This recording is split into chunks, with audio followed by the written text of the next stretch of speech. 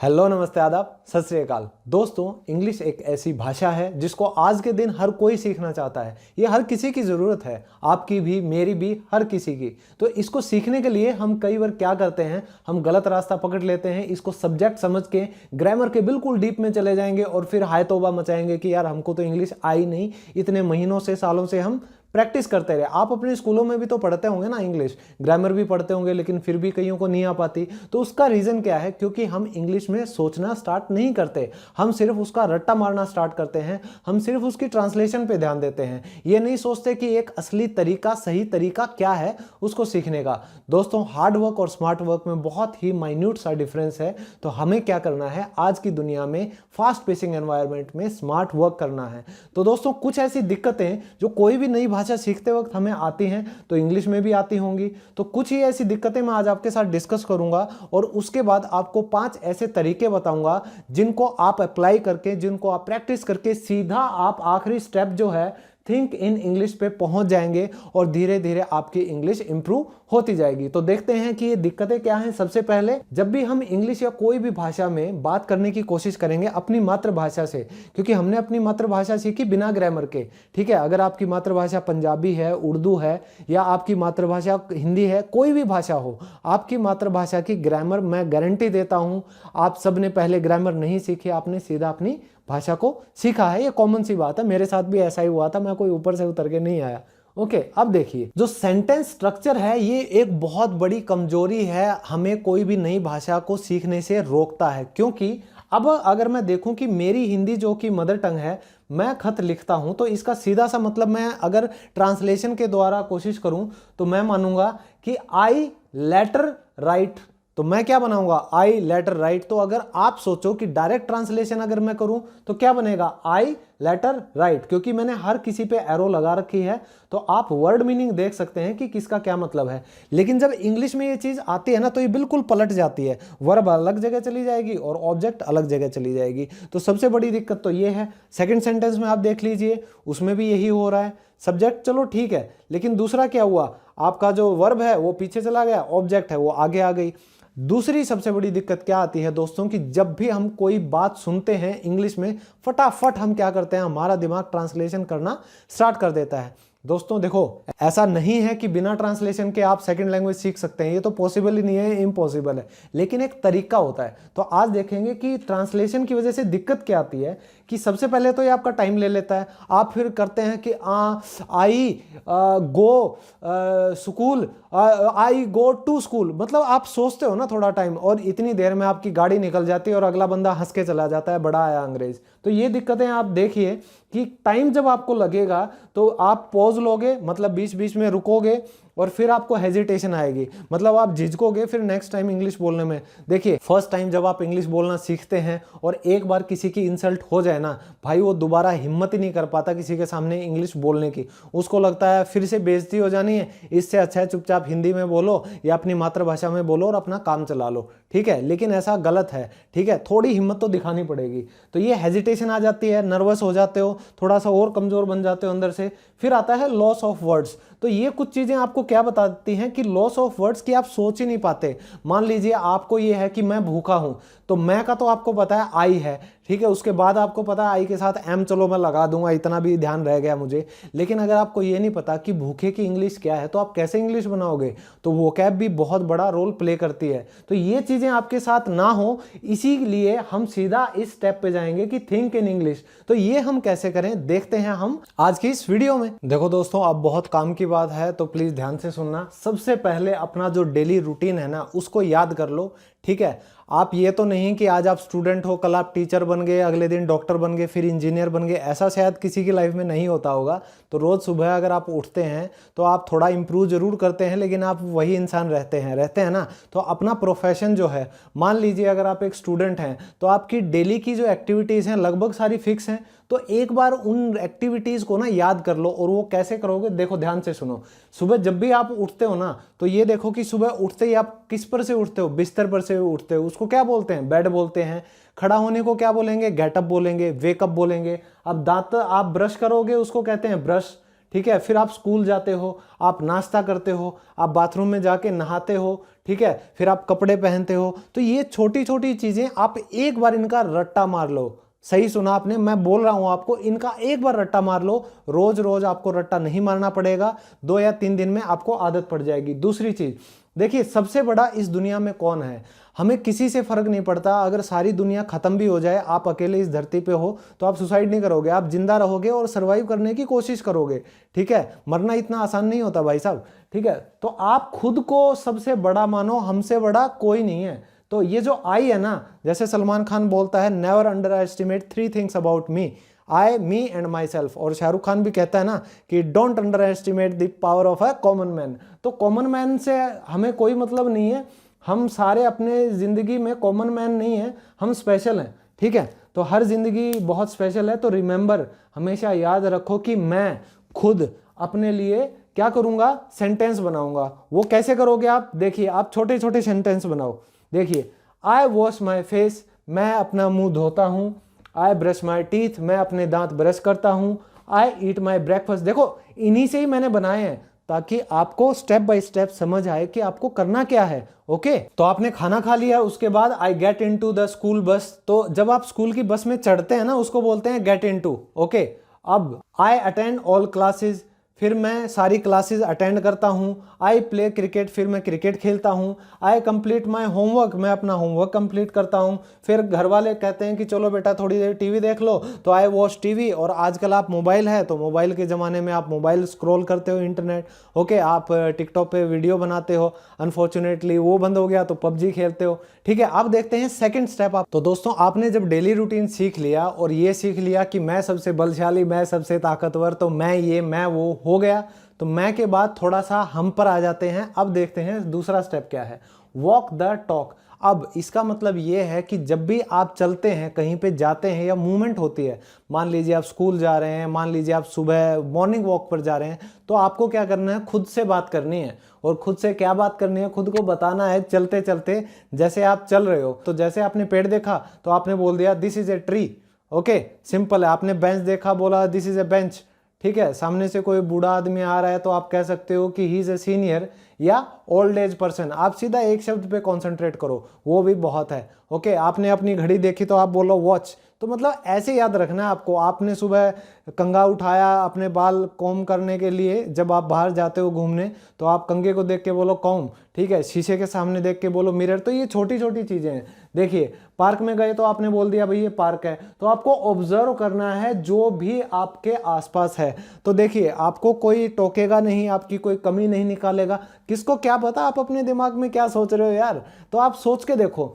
अब ये घड़ी है तो मैं सोचूंगा वॉच। ठीक है, बल्ब है तो मैंने बल्ब सोच लिया, फैन है मैंने फैन सोच लिया। इतना मुश्किल नहीं होता। और उसके बाद ही नेक्स्ट स्टेप आता है सेंटेंस बनाने का। तो एक बार इसको जरूर ट्राई करो। तो पार्क हो गया, पार्क में आप जा रहे हो, आपने पार्क को देखकर पार्क बोल दिया। ठीक है, गार्डन बोल दिया, बेंच बोल दिया। ठीक है, फिर लोग आपने देखे, पीपल बोल दिया। कुछ योगा कर रहे थे तो आपने कह दिया कि दे आर प्रैक्टिसिंग योगा। ठीक है, फिर आपने देख लिया कि कुछ लोग भाग रहे हैं, जॉगिंग कर रहे हैं, तो वैसे तो आप हिंदी में बोल देते हो यार चलो जॉगिंग करने चलते हैं, तो यार वो भी तो आप इंग्लिश बोल रहे हो ना। तो ये जॉगिंग हो गया। जैसे ट्रेन है, बस है, तो हम इंग्लिश तो ऑलरेडी यूज कर रहे हैं। जैसे दूध हो गया तो हम कहते हैं कि ये मिल्क बूथ है, तो यहाँ से दूध ले रहे हैं लोग। तो फिर आपकी बिल्डिंग के बाहर लोग सब्जियां खरीद रहे हैं, तो आप कह सकते हो दे आर परचेजिंग वेजिटेबल्स। ठीक है, उसके बाद आपने देखा कि वहाँ खंबा भी है। अब खंबा होगा तो कुत्ता भी पक्का होगा, और वो टांग उठा के अपनी सुबह सुबह रिलीव होने की कोशिश कर रहा है। अब डॉग के बाद आपने देखा कि आप बिल्डिंग से ऊपर चढ़ रहे हो, तो रास्ते में आपको बच्चे मिले। तो जो भी आप अपने आसपास देखो ना, हर चीज को कोशिश करो कि उसको एक इंग्लिश का वर्ड दे दो। और मान लीजिए आपको उस चीज का इंग्लिश का एग्जैक्ट वर्ड नहीं आता है, तो आपको क्या करना है, आप जब भी फेसबुक या व्हाट्सएप यूज करें, वो भी इंग्लिश में ही यूज करें। ठीक है, तो आप उस वर्ड को देख सकते हो इंग्लिश में। लेकिन दोस्तों, मैं एक आपको बात बताऊं, हमेशा इंग्लिश ओनली डिक्शनरी ही देखो। उससे आपको हेल्प क्या मिलेगी, आपको इंग्लिश में सोचने को मिलेगा। इंग्लिश में सोचेंगे आप फिर। ठीक है, आपका इंग्लिश में सोचना स्टार्ट हो जाएगा वहीं से। तो इसीलिए मैं हर स्टूडेंट को यही एडवाइस करता हूं कि प्लीज आप इंग्लिश टू इंग्लिश डिक्शनरी खरीदो। बहुत सिंपल वर्ड्स होते हैं, मुश्किल नहीं होता, आराम से समझ आ जाएगा, एक बार ट्राई करो। फिर नेक्स्ट है दोस्तों कि आपने खुद से बातें कर ली, आप ये देखो कि दूसरे लोग बातें कैसे कर रहे हैं। ठीक है, मान लीजिए आप किसी ग्रुप के आसपास जाते हैं, सुबह सुबह होता है ना कि कई अच्छी कंपनीज के लोग होते हैं, पार्क में बैठे होते हैं, वो इंग्लिश में बात कर रहे होते हैं, तो आप कानों में क्या कीजिए, आपने ईयरफोन लगाओ और उसको ऑफ कर लो कि आप उनको भी ना लगे कि हमारी बातें सुन रहा है, ऐसे ऐसे हिलते रहो और उनकी बातें सुनते रहो। ठीक है, और अगर मान लीजिए कोई ऐसा ग्रुप है आपके जान पहचान के हैं, तो आप उनके साथ भी जा सकते हो। देखिए, notice the actions with words, तो उससे एक एसोसिएशन बन जाता है, मतलब एक बंधन बन जाता है। अब मान लीजिए मैं आपसे बात करता हूं, आई एम वेरी सैड, तो क्या ये कोई मतलब बनता है? नहीं बनता। आई एम वेरी एंग्री, तो ये कोई वर्ड बना? बिल्कुल भी नहीं बना। तो हमेशा कोई भी शब्द हो उसके साथ एक इमोशन होता है, एक फीलिंग होता है। ओके, तो इसी तरह जब भी वो बात करके कोई ऐसे सेंटेंसेस में बात करेंगे आपस में, तो आपको पता चल जाएगा उनके एक्शन से कि ये नेगेटिव वर्ड है, पॉजिटिव वर्ड है। तो हो सकता है आपको फर्स्ट टाइम समझ ना आए, सेकंड टाइम ना आए, लेकिन थर्ड टाइम थोड़ा थोड़ा जरूर समझ आएगा। ओके, छोटा बच्चा भी तो इसी तरह समझता है हमारी चीज़ों को। वो पहले एक्शन देखता है, फिर वो वर्ड सुनता है, फिर वो उनको जोड़ता है। अच्छा, तो एंग्री का मतलब गुस्सा होता है, आप समझे? तो ऐसे ही हम सीखेंगे। अब pay close attention to English speakers, तो मान लीजिए अगर आपकी क्लास में, आप स्कूल में हैं, तो आपके ऑफिस में अगर कोई इंग्लिश में बहुत अच्छे तरीके से बात करता है, तो कोशिश किया करो थोड़ा टाइम उनके साथ स्पेंड करो। मैं मानता हूं कि आपको इंग्लिश नहीं आती, तो आप पता है कौन से वर्ड्स यूज करना। ये छोटे छोटे वर्ड होते हैं जो आप उनसे try to engage in the conversation, जो आप उनसे बात करने में यूज कर सकते हैं। आपने सुना होगा यार, बड़े बड़े शहरों में क्या करते हैं, yes yes, yeah, you know, no, it's okay, I am fine, sorry, thank you, I am fine, thanks. तो इन सब चीज़ों से छोटे छोटे वर्ड्स अगर आपको आते हैं तो काम चल जाता है, और आपकी इंग्लिश भी इंप्रूव होती रहेगी और अगले को पता भी नहीं चलेगा कि भाई इसकी इंग्लिश कमज़ोर है। दोस्तों, अब देखते हैं जो नेक्स्ट हमारे मेथड्स हैं उनको। तो दोस्तों, दूसरों से जब हल्की हल्की हमारी बातचीत स्टार्ट हो जाती है और हमें पता चल जाता है भाई हमारे सर्कल में अच्छी इंग्लिश किसकी है, तो कोशिश करो कि वो जो भी सेंटेंस बोले उसको आप अपने मन में बोलने की एक बार ट्राई करो। जैसे, तो हम एक एक्टर बन जाते हैं, तो आप भी एक्टर बन जाओ, खुद के लिए तो बन ही जाओ। ठीक है, तो जो भी सिचुएशन होती है ना, उन हर सिचुएशन पे कॉन्वर्सेशंस होती हैं, तो उनको याद करने की कोशिश करो। जैसे मैंने आपको बताया था कि टेलीफोन पे बात कैसे करते हैं, मैंने अभी आपको एक वीडियो बताई है कि टेलीफोन पर बात कैसे करें। तो ये कुछ फिक्स लाइन होते हैं, तो एक बार उनको याद कर लो, किसी को फोन करो, प्रैक्टिस करो, एक बार और करो, तो तीसरी बार आपको जरूरत नहीं पड़ेगी रट्टा मारने की, आपको अपने आप याद रहेगा। एक बार ट्राई करो, मेरे कहने से पक्का हो जाएगा। सेकंड चीज़ है भाई, जैसे कोई स्पीच देनी हो आपको स्कूल में, तो आप क्या करते हो, पूरी स्पीच तैयार करते हो कि नहीं करते? बड़े से बड़ा इंग्लिश का स्पीकर भी सबसे पहले तैयारी करेगा, होमवर्क करेगा, उसके बाद ही वो स्टेज पर आता है। ट्रस्ट मी, जितने बड़े बड़े एक्टर होते हैं ना, वो भी अपनी जो स्पीच होती है, डायलॉग होती है, उसको प्रॉपर रट्टा मारते हैं भाई, तैयारी करते हैं, उसके बाद वो स्क्रीन पर बोल पाते हैं। ओके, इतना आसान नहीं होता जितना दिखता है सबके लिए। तो स्पीच हुई, या मान लीजिए मीटिंग है, तो मीटिंग के लिए भी आपको एजेंडा प्रिपेयर करना पड़ता है कि कौन से प्रोजेक्ट के बारे में पूछ सकते हैं, आपको प्रेजेंटेशन देनी है उसके बारे में हो सकती है। कोई भी फेस्टिवल हो, जैसे दिवाली है, तो आपको पता है दिवाली का फेस्टिवल क्यों मनाया जाता है, क्या क्या होता है। तो इंग्लिश में आप इनसे रिलेटेड कुछ चीज़ें हैं वो नोट डाउन कर लो, एक बार प्रैक्टिस करोगे, दोबारा करोगे तो ज़रूरत नहीं पड़ेगी। फॉर एग्जाम्पल, अगर आप रेस्टोरेंट में जाते हो, ठीक है, किसी में भी खाने के लिए, तो रेस्टोरेंट में जाने के लिए आपको भी पता है यार, कुछ वेटर को बोलना है या टिप देनी है, इनके लिए कुछ स्टैंडर्ड चीज़ें होती हैं, ऑर्डर कैसे दिया जाता है। अब एयरपोर्ट पे सिचुएशन सेम होती है, डॉक्टर के पास, स्कूल में, होटल में, तो कई सिचुएशंस ऐसी हैं जिनके लिए फिक्स वोकैबुलरी, सही शब्द आपको मिल जाएंगे यूट्यूब की वीडियोस पर। मैंने स्टार्ट कर दिया है, टेंशन मत लो। तो टेलीफोन पे मैंने बता दिया बात कैसे करते हैं। अब मैं हर सिचुएशन के ऊपर आपको एक एक वीडियो देता रहूंगा और आप उनसे कॉपी करो, उनका रट्टा मार लो एक बार, फिर एक बार यूज करने आप लग गए ना, तो दोबारा रट्टा मारने की जरूरत नहीं पड़ेगी। अब नेक्स्ट है दोस्तों, स्टोरी टेलिंग की, कहानी सुनाना। तो छोटे छोटे शब्द आपको थोड़े बहुत आ गए, तो अब यूज करने की कोशिश करो ना उनको। वो कैसे करोगे, आप नॉवल पढ़ो या तो कोई, या आप इंग्लिश की मूवी अगर देखते हो, तो एक बार मूवी पूरी देखने के बाद जितना भी आपको याद रहता है ना उस मूवी के बारे में, वही कहानी आप खुद को बताने की कोशिश करो।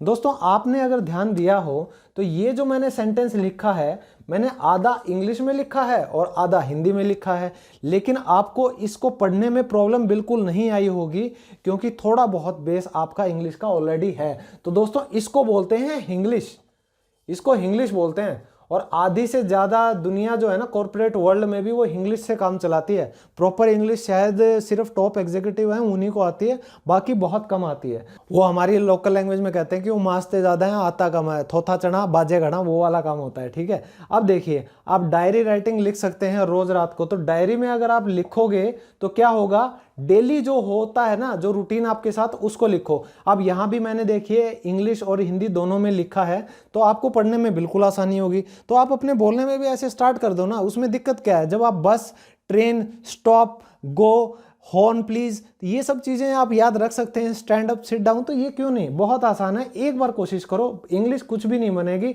मक्खन हो जाएगा मक्खन। ठीक है, अब आया नेटफ्लिक्स। अब दोस्तों नेटफ्लिक्स मैं मानता हूं कि हर कोई परचेज नहीं कर सकता। शायद 3 या 4 दिसंबर को, ये 2 दिन ये फ्री होने वाला है। ये आपको छोटी छोटी क्लिप्स है ना, आपको यूट्यूब पे भी मिल जाएंगी। यूट्यूब तो फ्री है, तो आप इनको देखने की कोशिश करो। और वेब सीरीज़ कौन सी अच्छी रहेंगी, मैंने जो खुद देखी हैं और मैं जिनको अप्रिशिएट करता हूँ, एक तो फ्रेंड्स की है, एक है द बिग बैंग थियरी। तो बिग बैंग थियरी मेरे को ज़्यादा अच्छी लगी फ्रेंड्स से। फ्रेंड्स मैं वैसे दोनों देखता हूँ, तो इसमें शेल्डन मिलेगा आपको और 1-2 कैरेक्टर हैं, वो बड़े अच्छे हैं। शेल्डन पूरा आपने उसमें रहता है कि भाई मैं साइंटिस्ट हूँ, बिल्कुल स्ट्रेट फेस रखेगा, कोई इमोशन नहीं देगा। तो उसकी इंग्लिश को सुनना भी है अपने आप में बड़ा अच्छा लगता है सुन के। अब कार्टून्स आप देख सकते हो जो इंग्लिश में होते हैं, या आप बच्चों की मूवीज़ देखो ना, जैसे होम अलोन हो गया, या और कोई ऐसी ही सीरीज़ होम अलोन जैसी हो गई, तो वो आप देखने की कोशिश करो। उसमें इंग्लिश बिल्कुल बेसिक लेवल की मिलेगी आपको, क्योंकि वो बच्चों के लिए है। ओके, ये फेरीज की मूवी आती है ना, जैसे एलिस इन द वंडरलैंड, तो इस टाइप की मूवीज पक्का मिलेंगी आपको, पीटर पैन टाइप की, देख लेना। अब नेक्स्ट है दोस्तों, इंग्लिश सॉन्ग्स गाओ लिरिक्स देखकर। तो इसको कराओके बोलते हैं। तो बचपन में मैं आपको बताता हूँ मुझे चस्का पड़ा कैसे था इंग्लिश का। कई वजह होती है, हमेशा एक चीज़ नहीं होती जो मोटिवेट करती है, कई फैक्टर होते हैं। तो मैं बचपन में MTV पे आता था, MTV सेलेक्ट करके, तो उस पर निखिल चिनप्पा आता था भैया। वो उसकी इंग्लिश देख के मेरे को बड़ा अच्छा लगता था कि यार क्या उसका ड्रेसिंग स्टाइल है और मस्त इंग्लिश में बोलता है। तो वो जो गाने MTV सेलेक्ट पे आते थे ना, तो वो व्यूवर से बात करके उन गानों को प्ले करता था। तो वो गाने हम सुनते थे, जैसे वो वेनेवर शकीरा का भी हमने उस टाइम सुना था, ब्रायन एडम्स के कई गाने सुने थे, ठीक है, रॉबी विलियम्स का सुना था। तो वो गाने आज भी, शैगी है, तो उनके गाने हमें आज भी अच्छे से याद हैं। तो इसीलिए आप लिरिक्स निकाल लो और आप ऑडियो में गाने चलाओ, लिरिक्स को देखो, आप कोशिश करो बोलने की उसमें जो बोल रखा है। लेकिन दोस्तों ये सारी चीज़ें ना आपको सच में बहुत हेल्प करेंगी, इंग्लिश में सोचना आप शुरू कर देंगे। सो फ्रेंड्स, इंग्लिश में सोचने के लिए ये सभी चीज़ें आपके लिए बहुत ज़रूरी हैं, और इन सब को यूज़ में लाने के लिए आपको ज़रूरत पड़ेगी किस प्रिंसिपल की। जैसे कि मैं हमेशा बोलता हूं कि इंग्लिश को सीखना है तो बेबी स्टेप्स से स्टार्ट करो। तो किस का मतलब है, keep it short and simple. तो जब भी आप कोई वर्ड सीखें और उनसे सेंटेंस बनाने की कोशिश करें, कोशिश कीजिएगा कि बहुत छोटे छोटे सेंटेंसेस बनाएं, जैसा मैंने आपको फर्स्ट एग्जांपल में बताया था। तो दोस्तों अब जो है अनअकैडमी एसेंट कंपटीशन को फिर से वापस लेकर आया है, जो 6 दिसंबर को ऑर्गेनाइज होना है सुबह 11 बजे। तो इस कंपटीशन में 6 to 12th क्लास के सभी बच्चे अपने NCERT सिलेबस के अकॉर्डिंग टेस्ट में अप्लाई कर सकते हैं, क्योंकि रजिस्ट्रेशन फ्री है। तो इसके जितने भी लिंक हैं 6 to 12th क्लास मैं इस वीडियो के डिस्क्रिप्शन में डाल दूंगा। तो दोस्तों ये एक बहुत ही अच्छा एक प्लेटफॉर्म होगा खुद को टेस्ट करने का कि किस में कितना है दम, और आपने अब तक ऑनलाइन क्लासेस से जितना पढ़ा है उसको एक बार चेक भी कर लीजिए उसमें क्या प्रॉब्लम है। ओके, सो फ्रेंड्स, अगर आप मुझे फॉलो करना चाहते हैं तो ये मेरा इंस्टाग्राम का हैंडल है इंग्लिश लवर्स नंबर 1। मैं इंग्लिश से रिलेटेड बहुत अच्छी अच्छी पोस्ट इस पर डालता हूँ, चाहे डेली यूज सेंटेंसेज हो या प्रोनाउंसिएशन से रिलेटेड पोस्ट हो। तो फ्रेंड्स, अगर आज की मेरी वीडियो आपको पसंद आई हो तो प्लीज़ मेरे इस वीडियो को लाइक कीजिए, शेयर कीजिए इस वीडियो को अपने फ्रेंड्स के साथ, और अगर आप इस चैनल पे नए हैं तो सब्सक्राइब करना ना भूलें, और उसके साथ बेल आइकन को प्लीज़ प्रेस कीजिएगा ताकि मेरी फ्यूचर वीडियोज़ की नोटिफिकेशन आपको टाइमली मिलते रहे। दोस्तों इस चैनल पर मैं हर संडे को शाम को 6 बजे, अभी सर्दियों का टाइम है तो 6 बजे ही ठीक है, बाद में चेंज कर देंगे, फ्री लाइव क्लासेस होती हैं। तो प्लीज़ हर संडे को शाम को 6 बजे आप मेरी लाइव क्लासेस में आ सकते हैं, उसके लिए कोई फीस आपको नहीं देनी, और फ्री इंग्लिश स्पीकिंग कोर्स की 25 से ज़्यादा वीडियोस ऑलरेडी इस चैनल पे हैं, तो प्लीज़ उनको भी एक बार देखिएगा। तो इसी के साथ दोस्तों आज की वीडियो यहीं ख़त्म करते हैं। Stay fit, stay healthy, love you all, take care, bye bye.